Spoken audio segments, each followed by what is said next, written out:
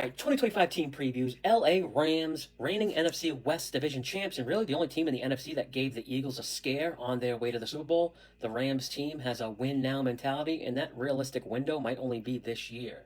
Last season was the sixth season the Rams went over their regular season win total in the 8 years McVay has been head coach. They also have made the playoffs in those 6 years. And really quickly, before I forget, stick around to the end because I want to explain or answer some questions I've been getting on social media about how this regular season is going to work. Now, this year, the Rams season win total is 9.5 with the over juiced, which converts to like an implied win probability total of 10, I guess. So that's where I basically have them projected at 10.3 wins. If I could bet over 9.5 wins at even money, that'd be a big enough difference for me to bet it. But because the over is juiced, it kind of removes that value. McVay has constantly outperformed season expectations, but they're in a tough NFC West division that I think three teams have a legit chance to win this division. They have a young defense that played better than they were expected to going into last season, and in a way, I think it kind of caught the Rams off guard how the defense performed and made them realize they have a win now window of opportunity. Yes, the defensive numbers finished bottom 10, but those numbers played better when you account for they faced the single toughest schedule of opposing quarterbacks.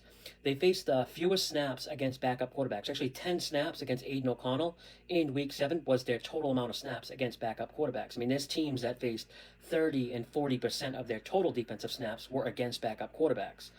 The Rams defense had this kind of like, I don't know, bend but don't break type defense. The red zone defense was especially good, both top 10 against the pass and run. There's upside on that side of the ball this year because after facing an overall top 5 toughest strength of schedule last season and the toughest schedule of opposing quarterbacks, this year I have the Rams playing exactly a league average schedule of opponents and the 20th ranked schedule of opposing quarterbacks based on QB ratings.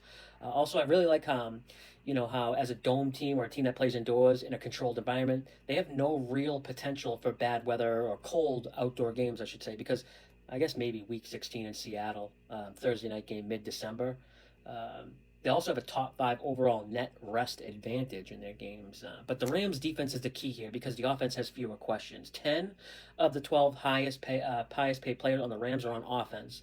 McVay's an offensive-minded head coach. Teams take on the coaches like kind of mentality.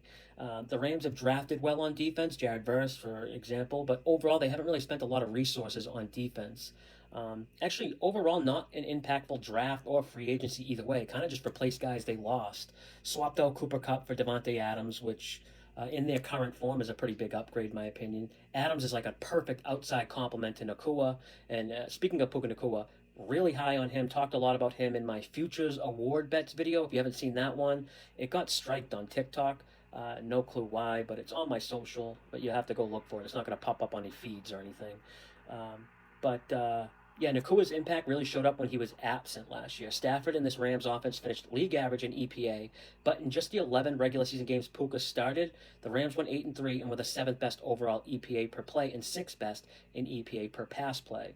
That's a big difference for one player.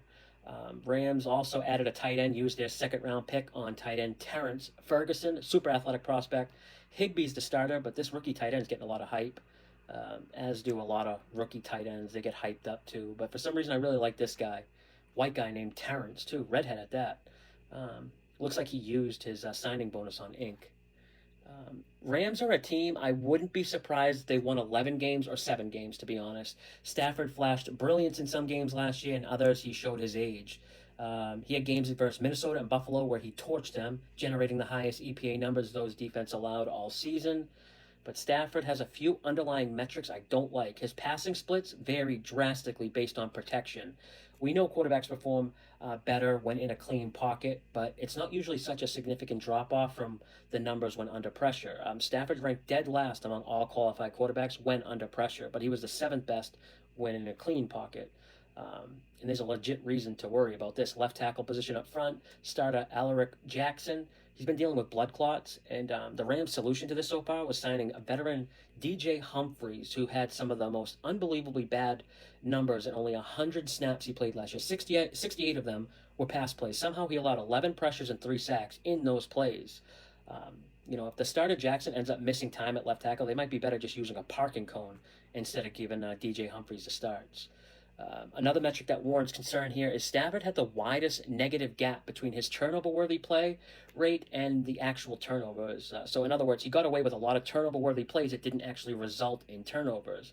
That's usually a decent predictive indicator of future performance. QBs aren't going to continue that type of luck. You may be able to make some bad throws and avoid it costing you over a season or like an 8-10 game stretch, but continue it enough and it's going to hurt you. Rams won 10 games last season with a negative 19-point differential, too. That's not something you see too often. Played 11 one-score games, won 8 of them, so that's why their wins were by small margins. For those of you who have been watching these previews, I talked a lot about this metric called fourth quarter win percentage over expectation. It's a very good predictor of future performance. I won't explain it now, but I've talked about it in depth in both the Chiefs and Jags recent previews. The Rams won 2 more games than expected based on this metric.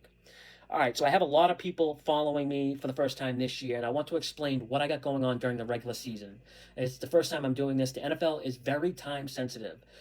In other words, if there's a game I like, let's say there's like an angle or a situational system that comes up, it's not going to just last the whole week or forever. The spread will correct itself and remove any value. I won't have time to like make a video, edit it, post it. You watch the video, and by the time you go to bet it, the number is going to be gone. The difference between making a bet at say +3.5 and +2.5 honestly could be the difference between a bet or just not making it at all. So the way around this is a group chat where you can be alerted to the bets the second I make them. The platform I use for this is called Discord, which is free to join.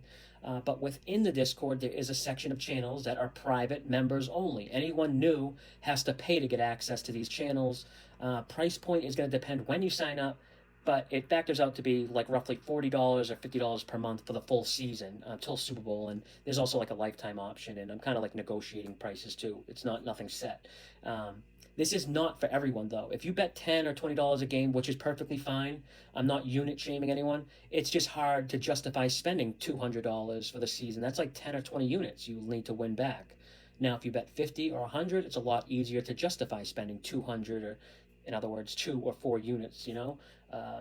And it's not just the bets I'm making, but also I share the information I use to come up with the bets in what I call a power packet. It's a downloadable doc that has my power ratings for each team. It's updated weekly with the advanced metrics, historical trends, situational systems. A lot of the systems you may have seen me do and videos on are in there.